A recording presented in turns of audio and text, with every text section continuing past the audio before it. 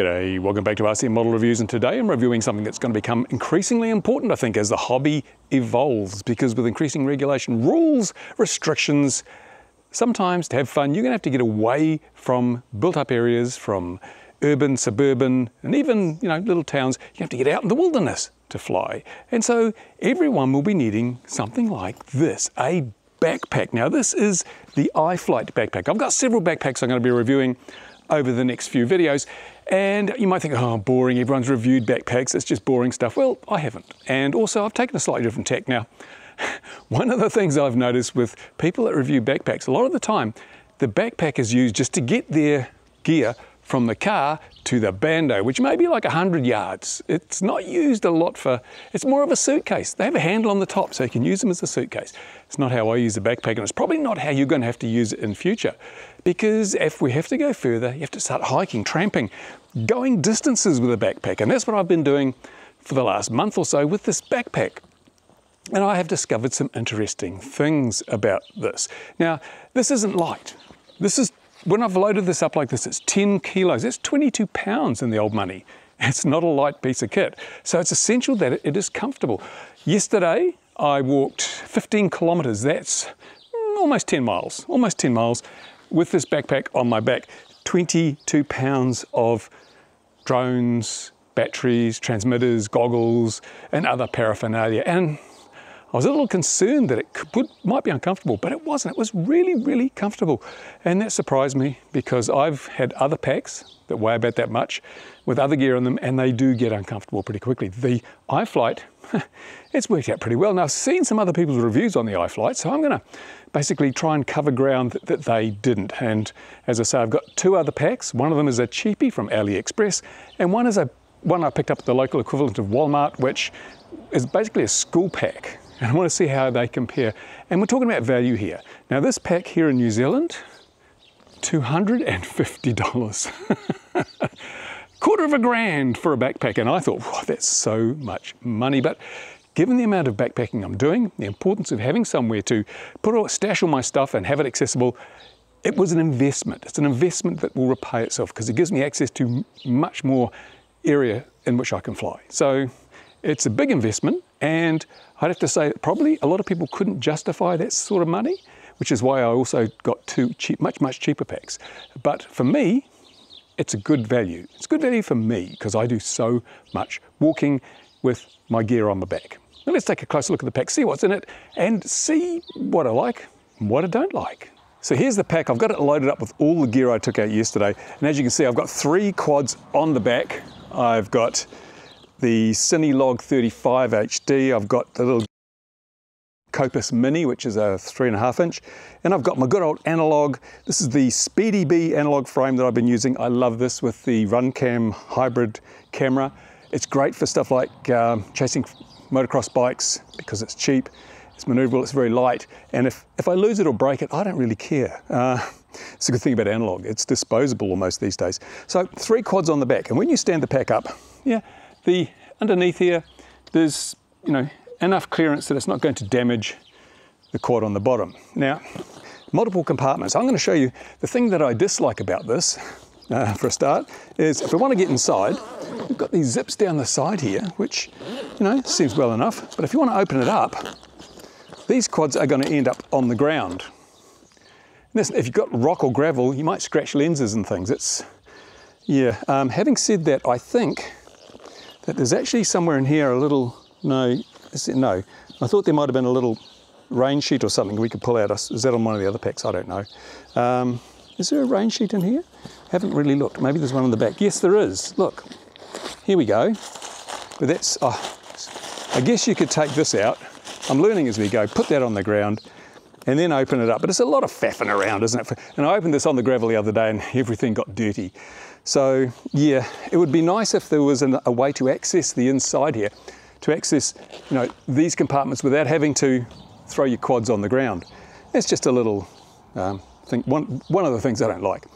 Now, there's lots of little zippity places here to put stuff, but they're all quite shallow. So flat stuff, you can put flat stuff. I've got my prop wrench in there. I've got, I don't know what that is. I've got another prop wrench in there. and I sometimes put my DJI goggle antennas in there, I learned one thing, one very important thing. Now the system comes with these lovely dividers here, so you can basically, see what I mean? This is such a pain in the ass having all that weight on the bottom.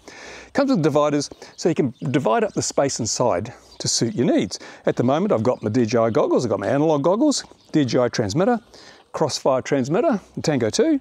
I don't know what the battery's doing in there.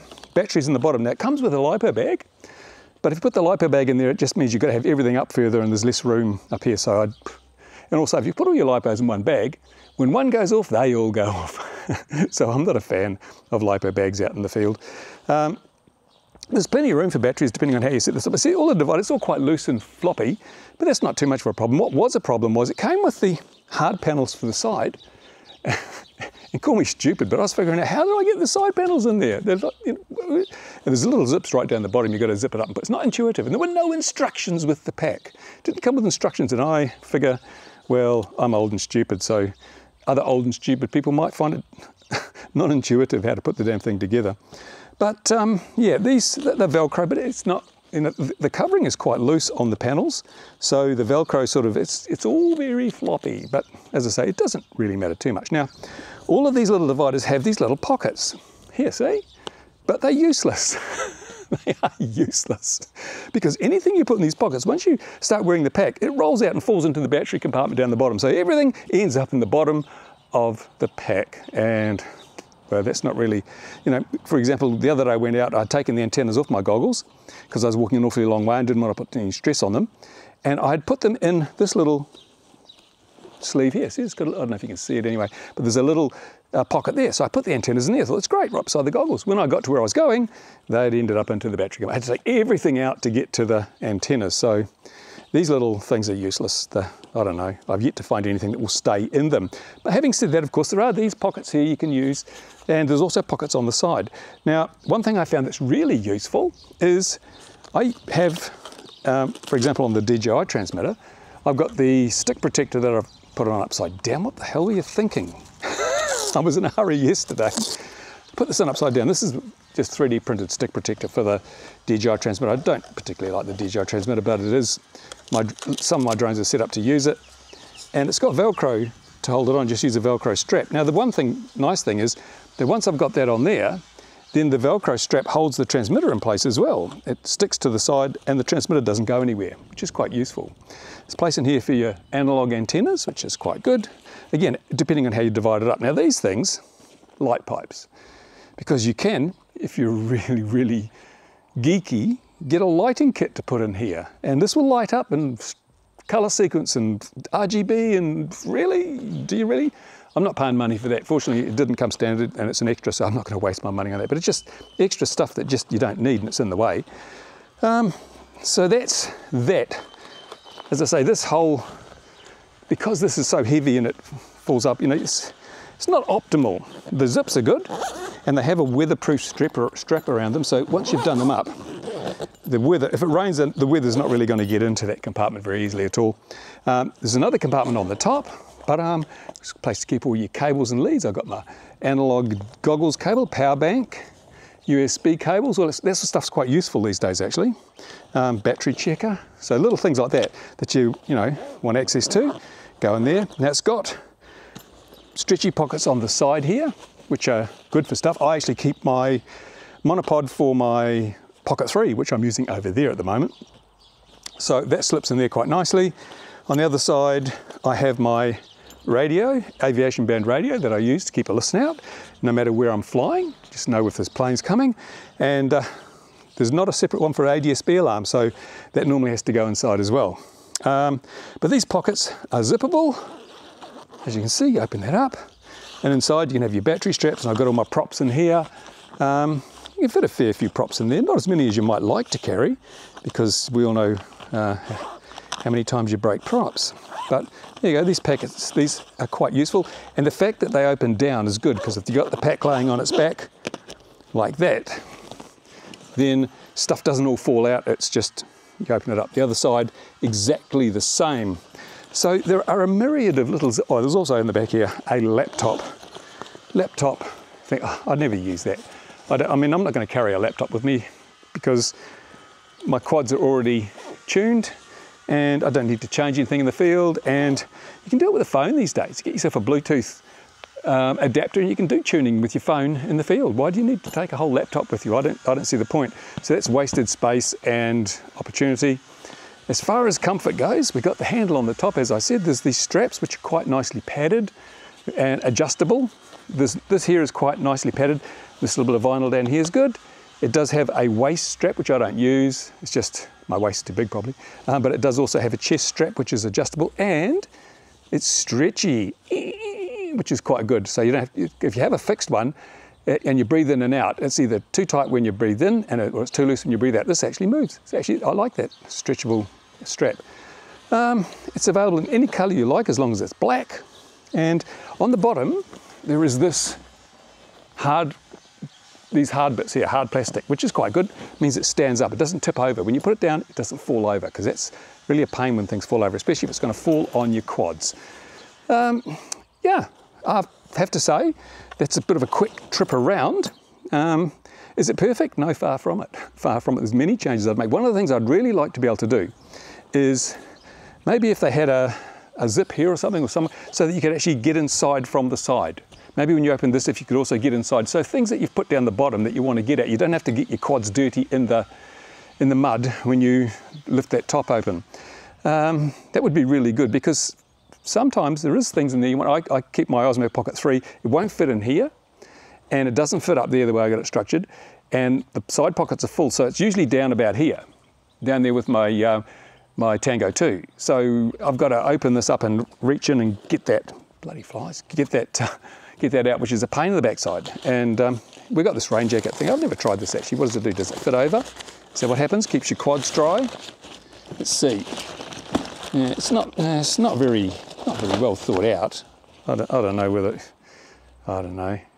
Yeah, I would have thought it would be really kind of cool, anyone who wants to make a backpack, if you had something that you could just pull out of here and just clip it up here. So you pull out from the bottom right across, clip it up. It doesn't have to be waterproof, it just has to be, stops direct rain falling on it. And then also you could just zip that, pull that out there before you open it up, and it protects things from getting dirty. Yeah, and I guess also when you lay it down on its front in the dirt, this all gets dirty. It'd be nice if there was some way of protecting this from getting dirty, because once you get this dirty and you put it on your back's dirty. And of course, if you're out there sweating, as I do when I am hiking in the summer, any dirt then gets ingrained into your t-shirt, and the day becomes worse. But there you go. That is the pack in all its goodness. And I would say it's $250 in New Zealand dollars, but it's worth it. For me, it's worth it. I get value. There's easily $250 worth of value in there. When I want to go out and take a lot of quads with different systems, I want to fly analog and digital, and I want to fly different transmitters, there's room for all that stuff in there. Unfortunately, got to say, there isn't room for drink and food at the same time. So I don't know what you do about drink and food. They're obviously, hey, that'd be an idea. What about a clip-on? If they had these packs where you could have a clip-on for your food, that'd be kind of nice, wouldn't it? But they don't, so nothing's perfect. Anyway, they've got this too, look at this. They make a big point of this. You can put these little things on here to personalize your backpack, but there's only two of them. One's in Chinese and one says just send it. So you'll be personalized just like everybody else that stuck that on will have the just send it one. It's not really personalized, is it? So yes, I would say if you want a pack that's going to be comfortable when you're doing long distances, that is able to carry a snotload of stuff that's not perfect, but it's near enough for me, then the iFlight's a pretty good pack. I was going to get a Torval, but this became available. They were all out of stock for a while, so I'm glad it became available. And I think this is a knockoff. It's inspired by the Torval. So yeah, a Torval has some slight differences, but this is pretty much along the same lines. Now there's other ones, I think HLGRC, whatever, but there are some other big packs. I'd really like to get my hands on those. If any manufacturer of packs wants me to put their product up against this, then I will gladly do so, because I am a very heavy pack user. I will test it not only in the lab, but in the field, and that's where it really matters. Comfort, I'd give this an 8.5 out of 10 for comfort, and that's pretty damn good, to be honest. So there we go. If you've got questions, you've got comments, go down to the questiony commenty bit and leave them. I'll do my best to answer them. And this is the start of the 2024 series of reviews. I bought and paid for this with my own money, just to let you know. And so if it was total crap, I would tell you. And as I said at the beginning, I have some other packs which I'll be reviewing much, much cheaper than this. And in some cases, better. So stay tuned for that review. In the meantime, thanks for watching, and I'll see you later on RC Model Reviews. Thank you to my Patreon supporters. You make it possible for me to remain objective and to dispense with those horrible affiliate links and mid-roll ads. Thanks for watching. Bye for now.